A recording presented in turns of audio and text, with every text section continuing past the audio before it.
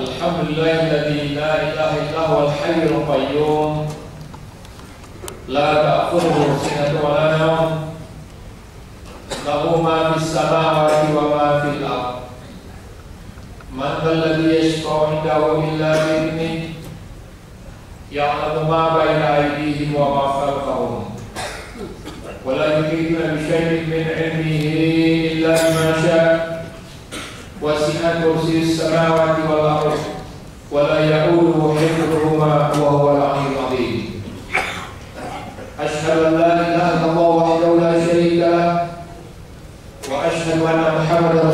عبده ورسوله لا نبي بعده.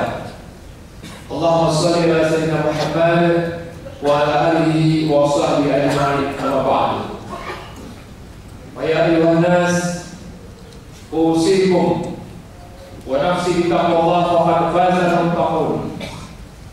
وقال الله تعالى في القرآن الكريم: أعوذ بالله من الشيطان الرجيم، بسم الله الرحمن الرحيم. يا أيها الذين آمنوا كتب عليكم الصيام كما كتب على الذين من قبلكم لعلكم تتقون. صدق الله العظيم. Masyaallah muslimin, jamaah Jumat yang berbahagia. Insyaallah hari Selasa atau hari Rabu pekan depan, sekarang hari Jumat, atau tanggal 9 atau tanggal 10 Juli, insyaallah kita akan memasuki bulan suci Ramadan yang dikatakan oleh Rasulullah SAW sebagai Sayyidul Syuhuri Syahrul Ramadan wa Sayyidul Ayyami Yaumul Jum'ah, penghulu daripada seluruh bulan itu adalah bulan Ramadan, dan penghulu dari hari-hari itu adalah hari Jumat. Apakah kita sedang mempersiapkan diri untuk memasuki bulan suci Ramadan ini dengan hati yang bersih, dengan niat yang ikhlas, melatih diri kita untuk memasuki bulan suci mulia yang hanya ada 1 bulan di antara 12 bulan Hijriah yang lainnya. Di beberapa daerah orang melakukan simbolisasi pembersihan diri, berlimau kata orang Melayu. Ini juga tradisi yang baik sebetulnya, bahwa ada langkah-langkah kita, persiapan kita dalam menghadapi bulan suci Ramadan ini. Dan mudah-mudahan kita bisa memasuki dengan penuh keimanan dan keikhlasan, dan juga dengan penuh ketakwaan kepada Allah Subhanahu wa taala.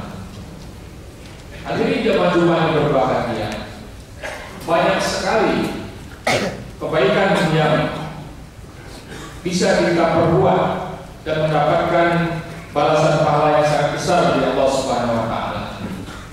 Dalam satu hadis Rasulullah SAW bersabda,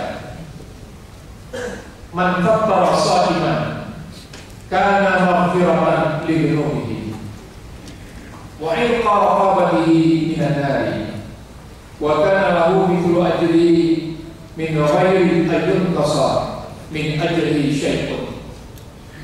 Barang siapa, kata Rasulullah SAW, memberikan makanan berbuka puasa kepada orang yang sedang berbuka puasa, maka diampuni segala dosanya, dibebaskan ayahnya daripada siksa api neraka, dan baginya pahala sebesar pahala orang yang berbuka puasa tersebut.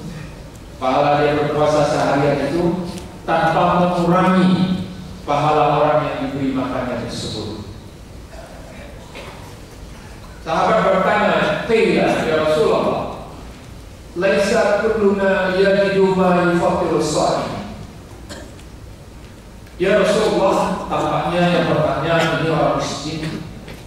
Kami tidak punya makanan yang banyak untuk kami berikan kepada orang yang berbuka puasa, ya Rasulullah.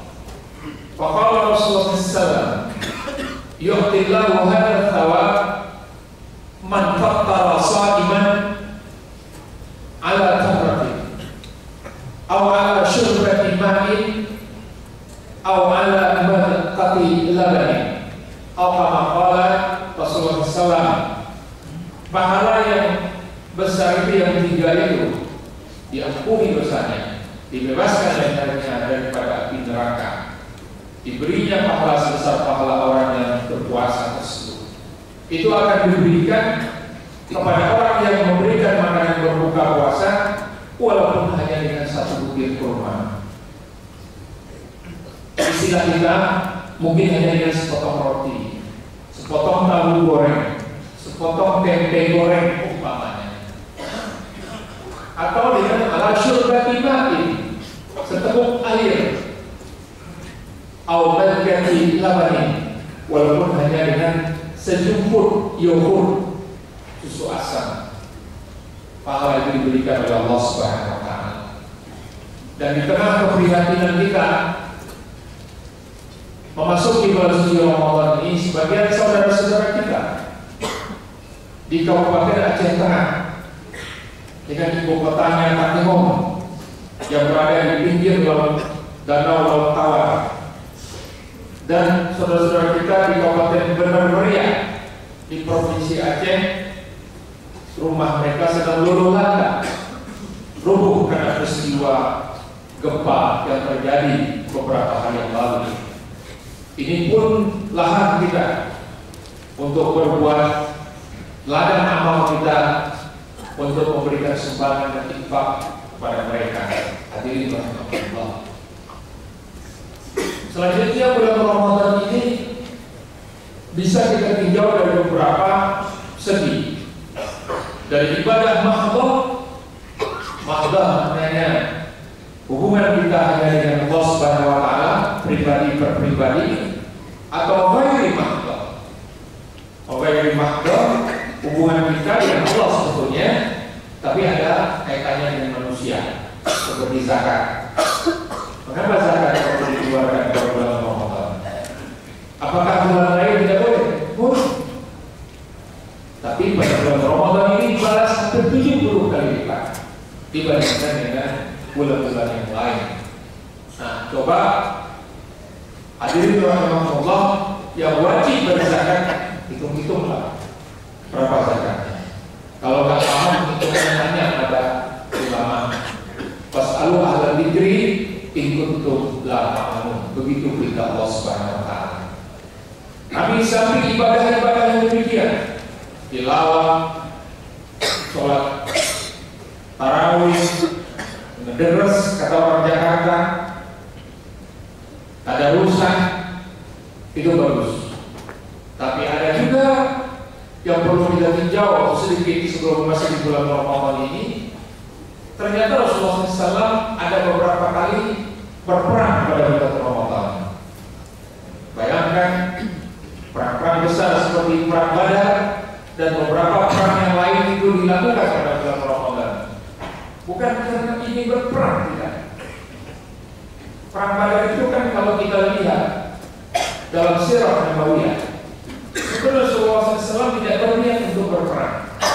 300 orang pasukan, dan itu yang berkuda hanya 1 orang.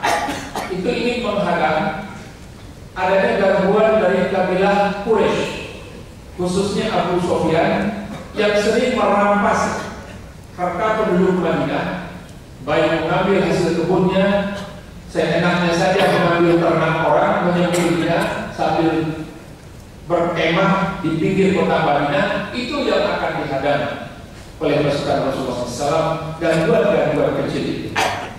Akan tetapi Allah Subhanahu wa Ta'ala melihat bahwa ternyata kaum muslimin saat itu sudah siap dengan jiwa jihadnya, dengan jiwa perangnya, maka Allah hadirkan peperangan yang lebih besar, yaitu Abu Jahal mendengar penghadangan itu dan mengirim 1000 pasukan ke Madinah, dan terjadilah perang Badar.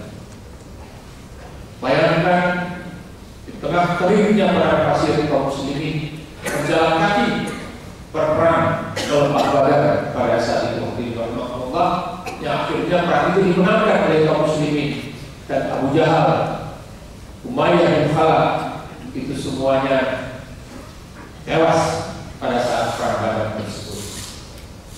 Sedikit khatib ingin mengurai 5-10 menit ini, hadirin rahimakumullah.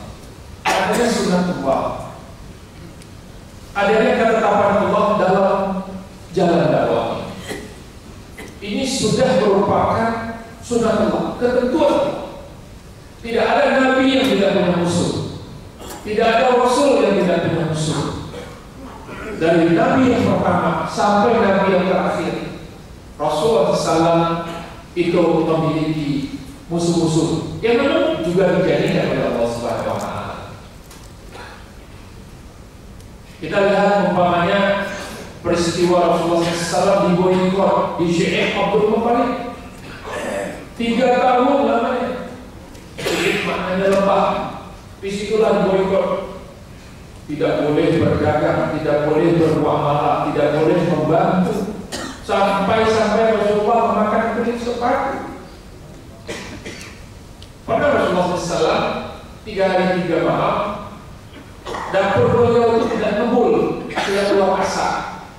Lalu beliau memerintahkan kepada istri tercinta Khadijah binti Khuwailid, ya Khadijah, itu di belakang ku tengok ada kulit sepatu yang sudah tidak terpakai lagi. Untuk apa ya Rasulullah, cucilah itu, kata Rasulullah. Iris-irislah. Aku ini lapar sekali, aku ingin makan. Dikerjakan oleh Khadijah dan dimakan oleh Rasulullah SAW. Kulit sepatu karena keras tidak bisa dicerna oleh tubuh manusia, maka keluar juga seperti itu, utuh, karena kerasnya kulit itu. Sahabat berkomentar, maaf ini khalas, tak ada lagi campurannya, kami makan seperti hewan makan. Kami makan daun, keluar juga seperti daun. Tidak ada lagi campuran lemaknya, tidak ada lagi campuran hukumnya, dan tidak ada campuran daging. Itu yang dialami selama 3 tahun. Jadi selalu dihadap dakwah. Coba-cobaan yang baik, Amul Ghuzul, wafatnya Khadijah, wafatnya Abu Thalib, sehingga perlakuan Quraisy semakin sewenang-wenang kepada Rasulullah SAW. Beliau mengajak Zaid bin Harithah untuk berdakwah ke Taif, 60 km jaraknya dari kota Makkah. Di Taif ini sering turun hujan, kayaknya di Bogor lah, agak hijau kota ini. Mungkin penduduknya lebih ramah. Rasulullah SAW datang di sana. Namun baru saja sampai di pintu kota Taif itu, Rasulullah sudah dilempari dengan batu. Bertubi-tubi pemuda Taif melempari dengan batu, mengejar-ngejar beliau. Beliau lari terbirik-birik dengan wajah yang pucat dan bibir bergetar. Sementara darah bercucuran dari tubuh beliau yang suci. Padahal beliau hanya ingin menyelamatkan penduduk Taif dari sisa Allah Subhanahu wa Ta'ala.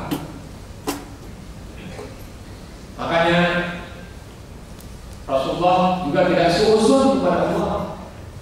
Ada apa dengan dakwah ini perintah Allah?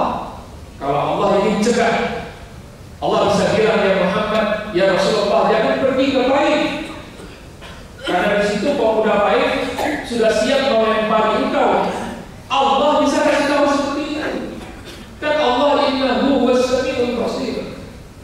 Allah Maha mendengar lagi Maha melihat. Kalau Allah mau, Allah bisa kasih tahu. Tapi Allah masih ingin menguji wafa kesetiaan seorang Rasulullah SAW. Wala loyalitas seorang Rasul masih diuji, dan Rasulullah SAW sadar bahwa ini ujian. Dan kalau Allah mau, artinya pelemparan batu itu adalah atas izin Allah Subhanahu wa Ta'ala. Makanya kalau kita lihat dalam kitab Sahih Bukhari, curhat Rasulullah SAW kepada Allah Subhanahu wa Ta'ala, ya Rabbi, ilaika ashku dhu'fa quwwati wa qillati hilati wa hawani ala nasi ya arhamar rahim. Anta rabbul mustad'afin, ila man takilni ya Rabbi, ila abuwin ba'idin yatajahhamuni, am ila sadiqin qaribin malaktahu amri, in lam takun ghadbanan alayya fala ubali ya Rabbi. Oh, ini bahasa hati, bahasa cinta yang tidak mudah dipahami oleh orang yang tidak memiliki hati dan cinta. Simaklah terjemahannya. maknanya yang dalam.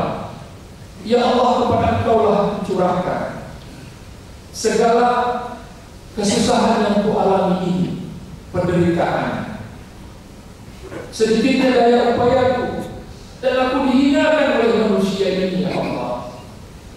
Engkau adalah Roh orang-orang yang tertindas. Kepada siapa aku ini hendak Engkau serahkan, ya Allah? Kepada musuh yang menganiaya, yang akan memusnahkan diriku ini, Allah, atau kepada kerabat sahabat yang akan membantu dakwah dan syiar agama Engkau, ya Allah. Apapun yang Engkau timpakan kepada diriku, ya Allah, asalkan Engkau tidak murka kepadaku, ya Allah, fala ubali, aku tak akan peduli, ya Allah. Rasulullah kembali ke kota Makkah dan tubuh yang berdarah-darah itu. Kalau kita lihat, setelah itu terjadi peristiwa Isra Mi'raj, setelah itu terjadi peristiwa hijrah, bahkan selama di kota Madinah kurang lebih dalam 9 tahun itu beliau berperang 85 kali jumlahnya. Rasulullah beserta para sahabat berperang 85 kali. Ini juga sudah ketidaksukaan Yahudi wan Nasara kepada Islam itu sunnatullah. Allah mengatakan walan tarda ankal yahud walan nasara hatta tattabi'a millatahum. Tidak akan ridho ya orang-orang Yahudi dan Nasrani sebelum kalian mengikuti agama mereka. Pasti itu mereka upayakan terus. Bahkan di dalam ayat 217-nya, wala yazaluna yuqatilunakum hatta yaruddukum an dinikum in istata'u. Mereka senantiasa berupaya untuk memerangi kalian sampai kalian murtad dari agama kalian jika mereka mampu. Mereka ini tidak murtad semuanya, ngikut kepada agama mereka. Dan ini sepanjang sejarah. Kalau kita lihat masa khalifah atau khilafah Islam yang berdiri 500 tahun namanya, dan perang salib itu berlangsung kurang lebih 200 tahun. 9 kali serangan besar-besaran kepada kaum muslimin tidak mempan. Serangan militer besar-besaran tidak mempan.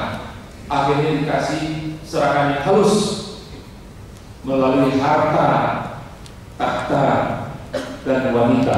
Jatuhlah khilafah Islam. Ini mestinya jadi pelajaran bagi kita semua. Kaum muslimin seringkali kita jatuh di 3 hal ini: harta, tahta, dan wanita. Hadirin rahmatullah. Sampai juga kita lihat hari ini umpamanya apa yang terjadi di Palestina, ketika Eropa dan Amerika meminta supaya di Palestina dilakukan pemilu yang demokratis, dilakukanlah, dan hasilnya kelompok Hamas menang dengan 70%, bukan 50-50, 70% menang. Tapi Israel tidak ridho, Yahudi tidak ridho, maka dia protes. Israelnya kecil, tapi backupnya Amerika Serikat itu besar. Subhanallah, diisolasi dan sebagainya. Dipisahkan antara West Bank tepi barat dengan Gaza Strip. Kelompok Hamas memang lebih dominan di Gaza Strip, jalur Gaza. Disebutnya Gaza Strip. Kalau kita lihat di dalam peta itu, memang lebarnya cuma 5-6 km dan panjangnya 80 km. Dibom karpet oleh Israel, maksudnya dibom rata. 60 pesawat tempur Israel menghancurkan Gaza City dan sekitarnya. Itulah wujud ketidakridhoan Yahudi. Dan kita lihat hari ini juga apa yang terjadi di Mesir. Kalau kita buka Al-Quran, hadirin rahmatullah, hampir di setiap juz, ada 30 juz dalam Al-Quran ini, hampir di setiap juz itu ada cerita tentang Fir'aun. Dan kalau kita lihat Fir'aun ini, Musa lawan Fir'aun itu wilayahnya Mesir. Penguasa Fir'aun ini juga banyak sepanjang zaman. Sebetulnya ada negara besar yang kecolongan dalam peristiwa revolusi kemarin di Mesir yang menjatuhkan rezim Husni Mubarak dan dilakukan pemilihan yang jujur, diawasi juga oleh lembaga-lembaga internasional dan dimenangkan oleh kelompok Ikhwan Muslimin.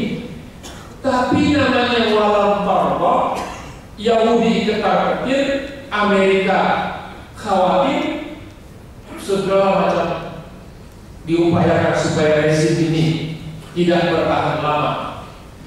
Orang-orang yang kalah seperti orang-orang sekuler, seperti orang-orang yang ada komunisnya, intel-intel yang tidak kebagian, itu bergerak. Dan hari ini kita lihat bagaimana militer memaksa presiden yang terpilih secara demokratis mundur dan ditahan oleh mereka. Kembali lagi kepada zaman Fir'aun tadi Allah. Jadi termasuk juga di Indonesia. Jangan kita merasa aman. Tangan-tangan itu juga bermain di sini yang dirahmati Allah. Mencoba memberangus kelompok-kelompok Islam.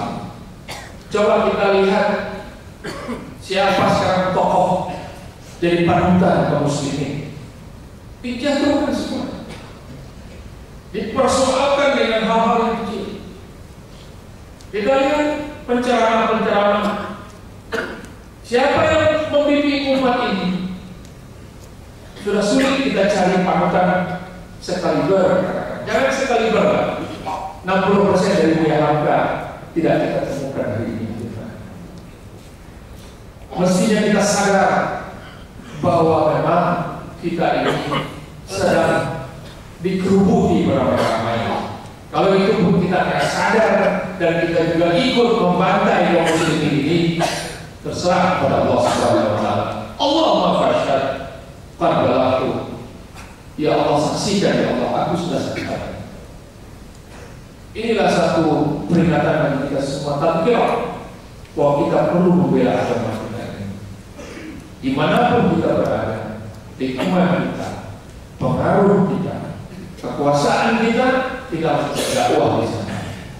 Lillahi kalimatillah, pendidikan kalimat Allah, apapun risikonya, atau diri kita harus musnah karena menghadapi tantangan dari dakwah Allah. Sebagai bekal amal kita menjelang memasuki bulan Ramadan, di samping dia syahrul Quran, Ramadan juga syahrul jihad. Jihad bersungguh-sungguh, di samping jihad melawan hawa nafsu, tapi juga jihad dalam mensyiarkan al-Islam ini di rumah Allah. Mudah-mudahan khutbah yang singkat ini bermanfaat bagi kita semua, dan mudah-mudahan kita bisa memasuki bulan Ramadan imanan wa ihtisaban, dengan iman dan semata-mata mencari ridho Allah Subhanahu wa taala. Barakallahu wa lakum fil Qur'an wa nafa'ani wa iyyakum bima fihi min al-ayati wa dzikril hakim. وتقبل مني ومنكم تلاوته إنه السميع العليم. أقول قولي هذا فاستغفروه إنه هو الغفور الرحيم.